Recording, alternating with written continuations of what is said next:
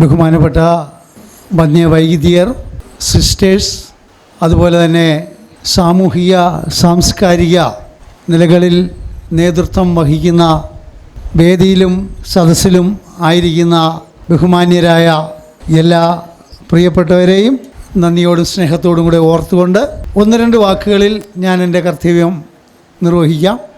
ബഹുമാനപ്പെട്ട ബ്രദർ മാത്യു ആൽബിൻ, ഞങ്ങൾ അപ്പച്ചനെന്ന് വിശേഷിപ്പിക്കുന്ന അദ്ദേഹത്തെ ഞാൻ ആദ്യമായി പരിചയപ്പെടുന്നത് 2012 ഡിവൈൻ ധ്യാന കേന്ദ്രത്തിൽ വെച്ചാണ്.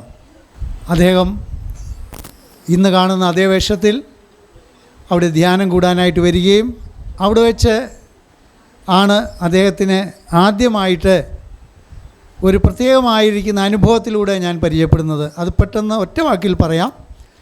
കുർബാന സ്വീകരിച്ചു കൊണ്ടിരിക്കുമ്പോൾ ബഹുമാനപ്പെട്ട ആൻ്റണി പയ്യമ്പള്ളി അച്ഛൻ കുർബാന അർപ്പിച്ചുകൊണ്ടിരിക്കുമ്പോൾ ഞാൻ അന്ന് വേദിയിൽ ഗായക സംഘത്തിൽ പാട്ട് പാടുകയും ഓർഗൻ വായിക്കുകയും ചെയ്തുകൊണ്ടിരിക്കുന്ന കാലഘട്ടമാണ്. കുർബാന സ്വീകരിക്കുമ്പോൾ ആൾക്കൂട്ടത്തിനിടയിൽ അന്ന് 10-25,000 പേര് കൂടുന്ന വലിയ സദസ്സാണ്. അവിടെ ആൾക്കൂട്ടത്തിനിടയിൽ ഒരു ബഹളം. എന്നോട് അച്ഛൻ പറഞ്ഞു, മോനെ എടാ, അത് അവിടെ ഒരു ബഹളം കേൾക്കുന്നു, നീ ഒന്ന് പോയി നോക്കാൻ പറഞ്ഞു. പോയി നോക്കിയപ്പോൾ ഇതേ വേഷത്തിൽ കാഷായ വസ്ത്രധാരിയായിരിക്കുന്ന ഒരു വ്യക്തി കൈ ഇങ്ങനെ മുന്നോട്ട് നീട്ടി വിറയ്ക്കുന്ന കൈകളോടുകൂടി നിൽക്കുന്നു. അതിൻ്റെ നടുവിൽ രക്തത്തിൽ പൊതിഞ്ഞ രക്തമുള്ളതായിരിക്കുന്ന ഓസ്തി. ഇത് കണ്ടുകൊണ്ട് ഉടനെ തന്നെ അദ്ദേഹത്തെ ഞങ്ങൾ താങ്ങി പൊക്കിയെടുത്ത് സ്റ്റേജിൽ കൊണ്ടുവരികയും അച്ഛൻ അദ്ദേഹത്തിന് വേണ്ടി പ്രാർത്ഥിക്കുകയും തലയിൽ കൈവച്ച് പ്രാർത്ഥിച്ചു. ഭക്ഷിക്കുക. അപ്പോഴത്തേക്ക് അനേകർ ഓടി വന്നു ഇത് തൊട്ട് കുരിശ് വരയ്ക്കാൻ. പെട്ടെന്ന് അച്ഛനെ പ്രാർത്ഥിച്ചിട്ട് ഇത് ബ്രദർ തന്നെ ഭക്ഷിക്കണമെന്ന് പറഞ്ഞ് അദ്ദേഹം ഭക്ഷിക്കുകയും ചെയ്തു. ഇത് 2012 നടന്നതായിരിക്കുന്ന ഒരു അനുഭവമാണ്. ഡിവൈൻ്റെ ഒരു മാഗസിനിലൂടെ പിൽക്കാലത്ത് ഞാൻ അവിടെ ശുശ്രൂഷിക്കുമ്പോൾ വീണ്ടും ഇത് വായിക്കാനിടയായപ്പോൾ എനിക്ക് പെട്ടെന്ന് ഒരു ഉൾപ്രചോദനമുണ്ടായി. ഈ വ്യക്തിയെ എനിക്കൊന്ന് നേരിട്ട് കാണണം. അന്ന് ഞാൻ കൂട്ടിക്കൊണ്ട് വന്ന വ്യക്തി, സ്റ്റേജിലേക്ക് കൂട്ടിക്കൊണ്ട് വന്ന വ്യക്തി ഇതാണല്ലോ. ഇപ്പോൾ എവിടെയാണ് അന്വേഷിച്ചപ്പോൾ പുന്നപ്രയിലൊരു ശാന്തി ഭവനമെന്ന് പറയുന്നതായ ഒരു മക്കൾക്ക് വേണ്ടിയുള്ള ഒരു ആശ്രമം നടത്തുകയാണ്. അതിയായ ആഗ്രഹം ഞാൻ അദ്ദേഹത്തെ കാണുവാനായിട്ട് അന്ന് പരിചയപ്പെടുവാനായിട്ട് വന്നു. പിൽക്കാലത്ത് ഞാൻ ഡിവൈനിൽ നിന്നും നോർത്ത് ഇന്ത്യയിലേക്ക് ജോലി സംബന്ധമായിട്ട് പോയി. സെക്യൂരിറ്റി സർവീസിൻ്റെ ജനറൽ മാനേജരായിട്ട് ഒരു വലിയ ഓൾ ഇന്ത്യ ലെവലിൽ പ്രവർത്തിക്കുന്ന സംഘടന സർവീസിൻ്റെ മാനേജരായിട്ട് പ്രവർത്തിക്കുമ്പോൾ പെട്ടെന്ന് ഞാൻ അവിടെ ഒരു രോഗാവസ്ഥയിലൂടെ കടന്നു പോകാൻ തക്കവണ്ണം ഇടയായിത്തീർന്നു.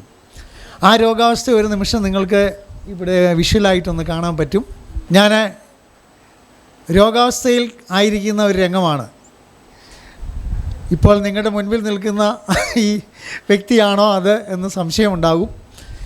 വളരെ 22 ദിവസം ഭക്ഷണം കഴിക്കുവാൻ സാധിക്കാതെ, എന്ത് കഴിച്ചാലും ഛർദ്ദിക്കും, പച്ചവെള്ളം കുടിച്ചാലും ഛർദ്ദിക്കും, അവസാനം ബ്ലഡ് വരെ ഛർദ്ദിക്കുന്ന അവസ്ഥയിൽ വന്നു.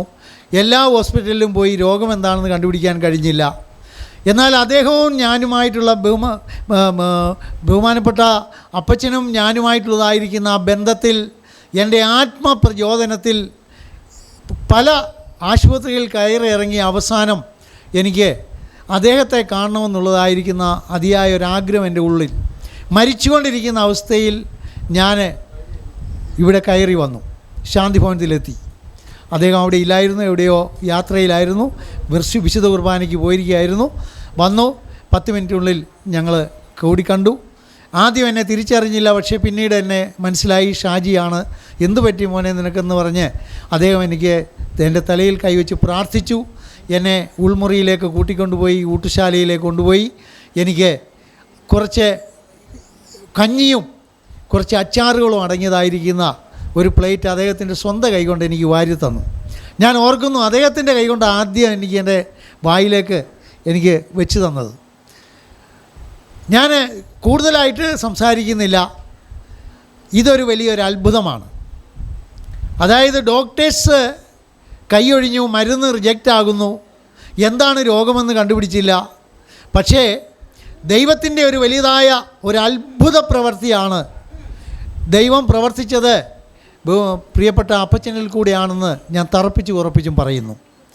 പുനർജന്മമാണ്. അതായത് പുനർജന്മം കിട്ടിയ ബ്രദർ മാത്യു ആൽബിൻ, നമ്മുടെ അപ്പച്ചൻ, എനിക്ക് വേണ്ടി പ്രാർത്ഥിച്ചപ്പോൾ മരിച്ചുകൊണ്ടിരിക്കുന്ന എനിക്ക് പുനർജന്മം കിട്ടി. എന്നെ ശ്രദ്ധിച്ചുകൊണ്ടിരിക്കുന്ന പല സ്ഥലങ്ങളിലായി, ലോകത്തിൻ്റെ അനേക സ്ഥലങ്ങളിൽ എന്നെ ശ്രദ്ധിച്ചുകൊണ്ടിരിക്കുന്ന അനേക ആളുകളോട് ഞാൻ പറയുന്നു, ഇദ്ദേഹത്തിൽ കൂടി, ഈ മാന്യ വ്യക്തിയിൽ കൂടി, നമ്മുടെ അപ്പച്ചനിൽ കൂടി ദൈവം എന്നിൽ പ്രവർത്തിച്ചു. ഇന്ന് എന്ത് വേണമെങ്കിലും എനിക്ക് കഴിക്കാം. അമ്മച്ചി എനിക്ക് വേണ്ടി തരുന്നതായിരിക്കുന്ന എല്ലാ ആഹാരവും ഒന്നും മടി കൂടാതെ ഞാനിന്ന് കഴിക്കുന്നു. ഞാൻ ദൈവത്തിന് നന്ദി പറയുന്നു. ഞാൻ എൻ്റെ കർത്തവ്യത്തിലേക്ക് പ്രവേശിക്കുകയാണ്. ഇന്ന് അദ്ദേഹത്തോട് ഒപ്പം ഞാൻ അനേക സ്ഥലങ്ങളിൽ ഇന്ന് സഞ്ചരിച്ചു കൊണ്ടിരിക്കുന്നു, ശുശ്രൂഷയിൽ പങ്കാളിത്തം വഹിച്ചുകൊണ്ടിരിക്കുന്നു. ഈ പുസ്തക പ്രകാശനം ബാംഗ്ലൂരിൽ വെച്ച് നടക്കുമ്പോൾ ടീമിൽ ഞാനും ഉണ്ടായിരുന്നു. അവിടുന്ന് ഞങ്ങൾ അനേക സ്ഥലങ്ങൾ സന്ദർശിച്ചു. 77 വയസ്സായിരിക്കുന്ന പ്രിയ അപ്പച്ചൻ ഞങ്ങളോടുകൂടി ഒരുമിച്ച് ക്ഷീണത്തെ മറന്ന് ദൈവത്തിൻ്റെ ആത്മാവിൽ പ്രേരിതനായി അനേക സ്ഥലങ്ങളിൽ ഇന്നും ഓടി നടന്ന് കർത്താവിൻ്റെ വേല ചെയ്തുകൊണ്ടിരിക്കുന്ന അനേക സ്ഥലങ്ങളിൽ കൺവെൻഷനുകൾ, ധ്യാന ശുശ്രൂഷകൾ, ഏകദിന പ്രാർത്ഥനകൾ, കണ്ണൂർ, കോഴിക്കോട്, അനേക സ്ഥലങ്ങളിൽ സഞ്ചരിച്ച് പ്രിയ അപ്പച്ചൻ ഇന്നും വളരെ ഉന്മേഷത്തോടുകൂടി ശുശ്രൂഷ ചെയ്തുകൊണ്ടിരിക്കുന്നു. ഇത്രയും നല്ലൊരു പ്രവൃത്തി ഇത് ഭരിക്കാനാണ്. നാളെ ഒരുത്തം പറയുകയാണെങ്കിൽ ആൽബിൻ്റെ പ്രവർത്തനം ശരിയല്ലെന്ന് പറഞ്ഞാൽ ഞാൻ ചെയ്തത് വെള്ളത്തെ വരച്ച പോലെയാണ്. അത് ഉണ്ടാതിരിക്കട്ടെ എന്നാണ് എൻ്റെ പ്രാർത്ഥന, എൻ്റെ പേരുടെ പ്രാർത്ഥന. ഈശോ മിശിഹായ്ക്ക് സ്തുതിയായിരിക്കട്ടെ. ഇന്നത്തെ ഈ പരിപാടിയിൽ വന്ന് സഹകരിച്ച എല്ലാ മാന്യ വ്യക്തികൾക്കും ഞങ്ങളുടെ എല്ലാം ശാന്തിഭവൻ്റെ പേരിലും ശാന്തിഭവൻ്റെ മാന്യ ക്രിസ്റ്റി ബ്രദർ മാത്യു ആൽബിൻ്റെ പേരിലുമുള്ള അകം നിറഞ്ഞ നന്ദി അറിയിക്കുന്നു. Thank you so much. Thank you all.